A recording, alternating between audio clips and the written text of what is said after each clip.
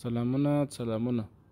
نن مو د معلوماتو مخه څخه د یو بل نامتو سړي معلومات راپورته کړي دي. نو زه محمد حنیف امان او تاسو را سلامل پاتې سئ. عبیدالله جان کندهاري څوک دی، د کوم ځای و، څه کاره و، نن به در تاسو پورې مکمل معلومات راورسو.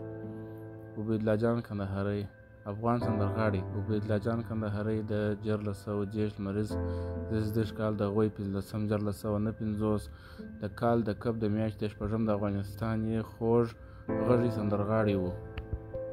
عبیدالله کندهاري په دا نامه باندې مشهور دی. د کندهاریانو په خوله کې او د نورو شمال او د ولایتو په طرف کې چې خلک په کوم نام بولي هغه عبیدالله جان کندهاري دی. شخصي معلومات: پیدایښت 5 د 1951 کندهار افغانستان. مړینه 1459 هجري شمسي د هود د 6 کندهار. طبیعت: افغانستان. عملي ژوند، کار، مسلک: سندرغاړي. د فعالیت وخت 1430 څخه تر 1459 پورې. عبیدالله کندهاري د محمد انور زوی چې د 1430 لمریز 18 کال د غوی سور پر 15 د کندهار لومړۍ ناحیې د جادې په سیمه کې دې نړۍ ته سترګې پرانیستې. هغه د سلیمان خېلو په ټبر پورې اړه درلوده. نوموړي 4 وروڼه درلودل. عبیدالله په 10 کلنۍ کې د یوه بوټ جوړونکي شاګرد و. په 14 کلنۍ کې یې له تورجان بنا شاګرد و. په 14 کلنۍ کې یې له تورجان بنا سره خټې کولې. خو د هغه خوږ غږ د دې لامل شو چې په ډېرو غونډو، میلو، شادیو او کلیوالي بانډارونو کې برخه واخلي. په 14 کلنۍ کې له عبدالکریم رسوا تسبیح جوړونکي سره شاګرد شو. نیمه ورځ به ښوونځي ته او نور نیمه ورځ به یې کار کاوه او هلته به یې زمزمې کولې. ټول سوچ به یې په سندرو کې و او له رسوا څخه ځینې راګونه هم زده کړل، ځکه چې رسوا په ټنګ ټکور پوهېده. په 18 کلنۍ کې یې د موسیقي د شوقیانو په پروګرامونو کې برخه اخیسته.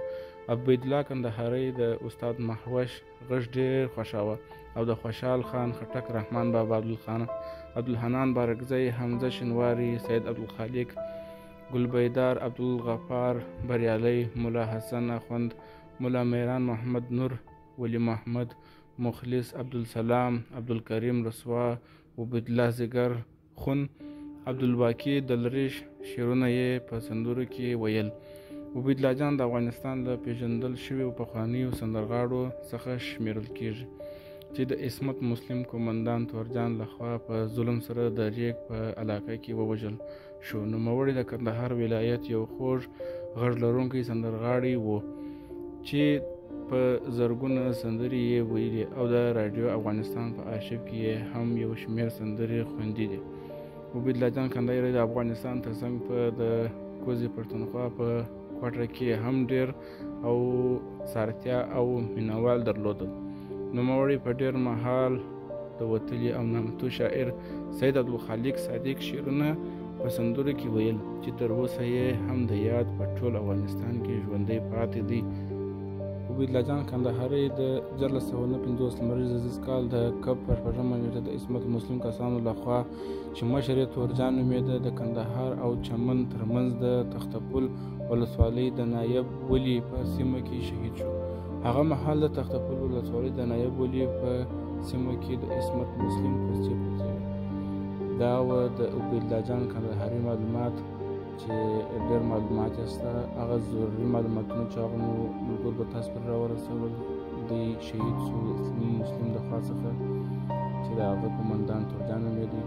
نو دا و د عبیدالله جان کندهاري خوږ سندرغاړي په اړه معلومات.